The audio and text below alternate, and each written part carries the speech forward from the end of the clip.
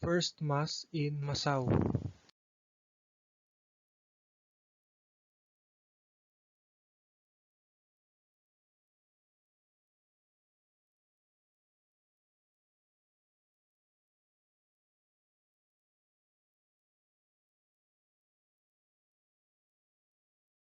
The first documented Catholic Mass in the Philippines was held on March 31, 1521, Easter Sunday.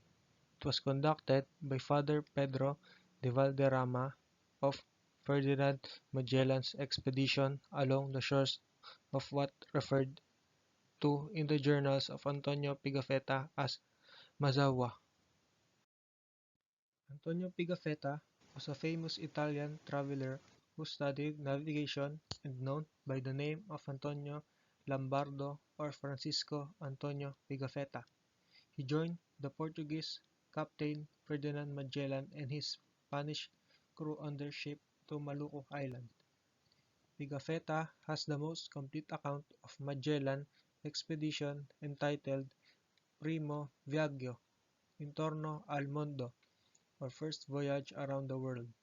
He was one of the 18 survivors who returned to Spain aboard the Victoria, and therefore considered as an eyewitness of the significant event happened on the Mass of which Magellan's name in the islands of Saint Lazarus that is later called the Philippine Archipelago. On March 31, 1521, on Easter Sunday, Magellan ordered a Mass to be celebrated which was officiated by Father Pedro Valderrama, an Andalusian chaplain of the fleet, the only priest then. Conducted near the shores of the island, the first Holy Mass marked the birth of Roman Catholicism in the Philippines. Colombo and Hiao were the first natives of the archipelago, which was not yet named Philippines until the expedition of Ruy Lopez de Villalobos in 1543 to attend the Mass among other native inhabitants. Butuan to pursue claims it of first Mass in RE 485 years ago. Historians stated that they have new evidences that the first Mass belongs to Butuan City. The Mass was ended in Musuwa, a place in Butuan now called Masao. Butuan City Heritage Society President Greg Contiveros said that they are confident in their new data and evidence that the Mass was held in their city. It pointed out that one important evidence is the Yale Codex, which according to Magellan scholar is more impressive than the Ambrosiana Codex. Supporting evidence: Diary of Antonio Pigafetta and the Chronicles of Magellan's Voyage. The expedition traveled 20 to 25 leagues from Homonhon, the first landing point.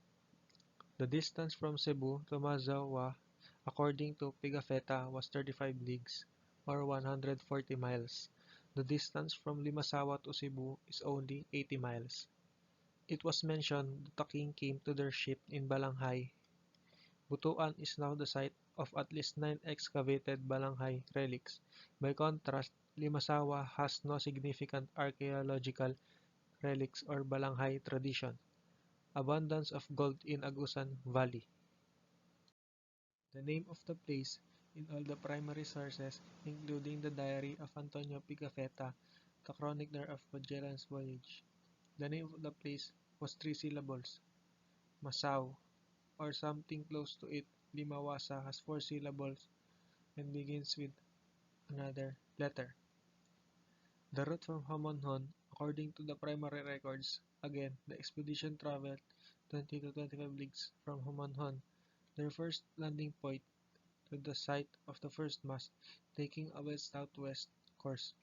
If they had been at Limasawa Island, the distance is only about 14.6 leagues, or one-half of that length. Moreover, the island of Limasawa is blocked from Homonhon by the tip of southern Leyte. The latitude position. Some of the primary sources locate the place at 90 north latitude, and others at 9 2/3 degrees. The latitude position eliminates Limasawa because it is closer by 10 degrees and strengthens the claim of Masao, Butuan because it is exactly at 9 degrees. The route to Cebu. The route to Cebu taken by the explorers is almost exactly similar to the one now taken by motor vessels from Cebu to Butuan. The king of Masao, Colombo, even guided the explorers to Cebu and acted as their interpreter and intermediary when they met the Cebu king. On the contrary, there is no sea traffic from Limasawa to Cebu. Then or now, and the distance to Cebu, according to Pigafetta, was 35 leagues, or 140 miles. If it were Limasawa that they came, the distance would only be 80 miles, or only half of the alleged distance traveled. The bonfire. The explorers were attracted to the light present the night before they came to shore. Now, the name Masao in Butuanon precisely means bright, which could refer to the local custom of celebrating a harvest by cooking rice flakes in open fires. By contrast, there are no rice fields in Limasawa. The Balanghay, which was a prominent feature of the story of their stay in the First Kingdom. It was said that the king came to their ship in a balanghay, and Pigafetta and his companion attended a party in a ritual balanghay with the local king. Butuan is now the site of at least 9 excavated balanghay relics. By contrast, Limasaw has no significant archaeological relics or balanghay tradition. Abundance of gold. The Western explorers got excited at the abundance of gold in Masao and Butuan, for that was the main currency at that time. Both archaeological relics, gold image of Agusan, and gold mines today attested to the abundance of gold in the Agusan Valley. However, there is no gold in Limasawa.